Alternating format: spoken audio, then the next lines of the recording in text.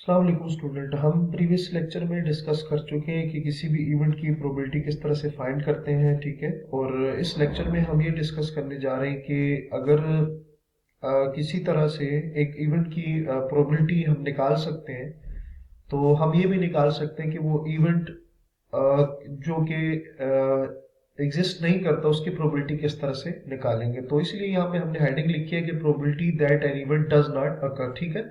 कि जब कोई इवेंट अकर नहीं हो सकता तो उसकी प्रोबेबिलिटी हम किस तरह से फाइंड करेंगे। सही हो गया। अच्छा, उसके लिए लेट्स से कि हम कहेंगे कि if a sample space S, अगर आपके पास कोई भी सैंपल स्पेस हो और उस सैंपल स्पेस में जो पॉसिबल आउटकम्स है, लेट्स से आप कह सकते हैं कि जो पॉसिबल आउटकम्स है, हमने उस दिन बात की थी कि आपके पास जो सैंपल स्पेस होता है उसमें जो पॉसिबल आउटकम्स होते हैं उनकी तादाद जो होती है उसको n इंटू एस से रिप्रेजेंट किए जाते हैं। लेट्स से हम कहते हैं कि वो जो सैंपल स्पेस है s, उसमें जो पॉसिबल आउटकम्स है वो आपके पास क्या आ गए, n आ गए, ठीक हो गया। और यहाँ हम सपोज कर लेते हैं कि and out of the n equally likely events, event E occurs R times, ठीक है। कि जो इवेंट ई है, कोई भी इवेंट है, हम लिख देते हैं कि event E occurs N, sorry यहाँ पर इसको थोड़ा सा कैपिटल, चूंकि हम एन ऑलरेडी यूज कर चुके हैं तो यहाँ हम कोई और लेटर यूज कर लेते हैं। यहाँ लेट से कहते हैं कि आर हम यूज कर लेते हैं, आर टाइम्स के जो टोटल जो पॉसिबल आउटकम्स है एन, उसमें से एक इवेंट ई जो है वो आर टाइम अकर हो रहा है, ठीक हो गया। तो अब यहां से एक चीज आपने जहन में रखना है कि then E does not exist, then E does not occur, does not occur। देखिए, अगर टोटल आपके पास ये पॉसिबल आउटकम्स है उसमें से E जो है आर टाइम सपोज करें कि वो अकर हो रहा है, तो कितने टाइम अकर नहीं होगा, तो आपने सिंपल क्या करना है कि then E does not occur, उसका बिल्कुल बेसिक सी चीज है कि n माइनस आर, ठीक है। देखिए ना, टोटल आपके पास जो आउटकम्स है वो n है, उसमें से e जो है r टाइम अकर हो रहा है, तो कितने टाइम अकर नहीं होगा, तो मतलब क्या करेंगे, टोटल में से जितने टाइम वो अकर हो रहा है, जितनी टाइम मतलब वो चीज आ रही है, ठीक है, उसको टोटल में से माइनस कर देंगे तो हमारे पास जो कितनी दफा नहीं आएगा वो आपके पास आ जाएगा, n माइनस आर आ जाएगा, ठीक हो गया।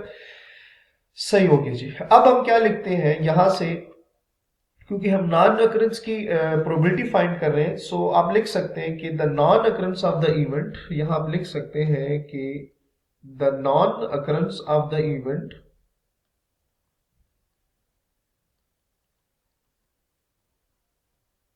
The non occurrence of the event, the non occurrence of the event E is denoted by,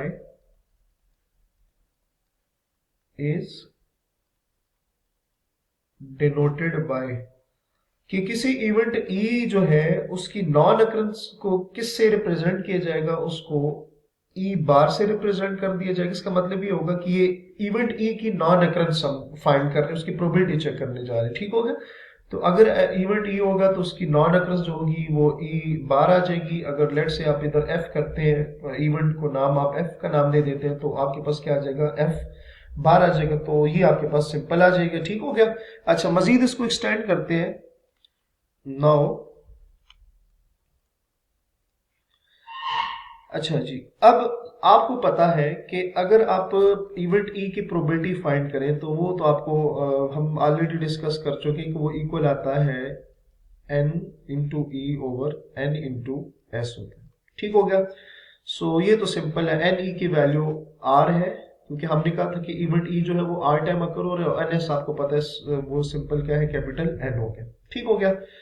और नॉन अकरेंस की प्रोबेबिलिटी क्या आ जाएगी, एंड जो non occurrence of event E की जो प्रोबेबिलिटी होगी वो आपके पास क्या आएगी, एन ई बार ओवर एन एस, ठीक हो गया। इसको सिंप्लीफाई करेंगे तो एन ई डैश, ठीक है। हम ऑलरेडी यहां पर देख चुके हैं कि जो नॉन अकरेंस की जो क्या आ रही थी, वो क्या आ रहा था, एन आर आ रहा था, एन माइनस आर, तो आप सिंपल यहां क्या लिखोगे, N minus R divided by N S same रहेगा एन।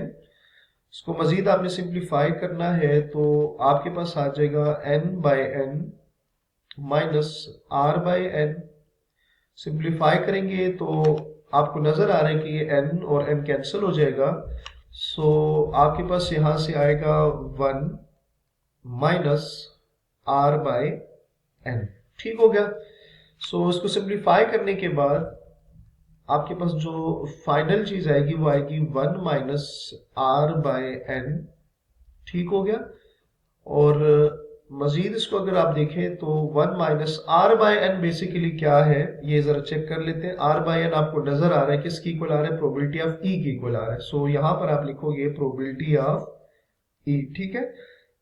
या रीजनिंग में आप लिख सकते हैं कि जो पी प्रोबेबिलिटी ऑफ ई है वो किसकी इक्वल आ रहा है, आर बाय एन की इक्वल आ रहा है। स्टूडेंट ये हम यहां से मैंने ये चीज लिखी है। ठीक है। आपको नजर भी आ रहा है कि प्रोबेबिलिटी ऑफ ई क्या हो गया, आर बाय एन हो जाएगा। अच्छा जी। सो आपके पास ये क्या आ गई है कि अगर आपके पास कोई इवेंट ई हो और आपने उसकी नॉन अक्रेंस की प्रोबेबिलिटी फाइंड करनी हो तो आप सिंपल क्या करेंगे कि 1 में से उस इवेंट की प्रोबेबिलिटी को माइनस कर देंगे तो आपके पास उस इवेंट की नॉन अक्रेंस की प्रोबेबिलिटी आ जाएगी। ठीक हो गया। क्या कहा मैंने कि अगर आपके पास कोई इवेंट हो और आपने देखना हो कि इस इवेंट के ना आने की प्रोबेबिलिटी क्या है तो आप सिंपल क्या करोगे कि 1 में से उस इवेंट की होने की प्रोबेबिलिटी को माइनस कर दोगे तो आपके पास उस इवेंट की ना होने की प्रोबेबिलिटी आ जाएगी। ठीक है। 1 में से क्यों माइनस करते हैं, हम प्रीवियस लेक्चर में डिस्कस कर चुके हैं कि किसी भी इवेंट की जो मैक्सिमम प्रोबेबिलिटी है वो 1 आ सकती है और मिनिमम जो है वो 0 आ सकती है। तो इसका मतलब 1 से ज्यादा तो किसी सूरत नहीं आ सकती, तो हम इसमें से 1 में से ही माइनस करेंगे। ठीक हो गया। सो अब इसके एक एग्जांपल भी हम देख लेते हैं कि किस तरह से इसको देखा जा सकता है। सो एग्जांपल में लेट से कि आपके पास एक एक्सपेरिमेंट है। एग्जांपल लेट से कि हम कहते हैं कि हमारे पास एक एक्सपेरिमेंट है जिसमें आपने एक डाई को रोल किया। तो आपको पता है कि जब आप डाई को रोल करते हैं तो आपके पास जो सैंपल स्पेस है वो 1 से लेकर 6 तक आती है। ठीक हो गया। और यहां मैं लिख देता हूं कि लेट ई जो है वो एक ऐसा इवेंट है जिसमें जस्ट जो इवन नंबर्स हैं वो आ रहे हैं। ठीक हो गया। सो इवन नंबर आपको पता है कि क्या होंगे, यहाँ पे 2 होगा, 4 हो गया और 6 आएगा। ठीक है। एक्सपेरिमेंट ये है कि अगर मैं डाई को रोल करूं तो इवन नंबर के चांसेस आने के कितने हैं, मतलब इवन नंबर की प्रोबेबिलिटी क्या है। ठीक है। तो इवन नंबर सबसे पहले इवेंट आपने क्या करना है कि जो इवन नंबर है वो लिखने हैं। अच्छा, अब इसमें आपने क्या करना है कि जो ई है इवेंट उसमें कितने आपके पास वैल्यूज आ रही है, तो 3 आ रही है। ठीक हो गया। आपने प्रोबेबिलिटी फाइंड करनी है इस ई की। सो क्या आ जाएगा, प्रोबेबिलिटी ऑफ ई ओवर आपके पास क्या आ जाएगा, आपके पास यहां से आ जाएगा प्रोबेबिलिटी ऑफ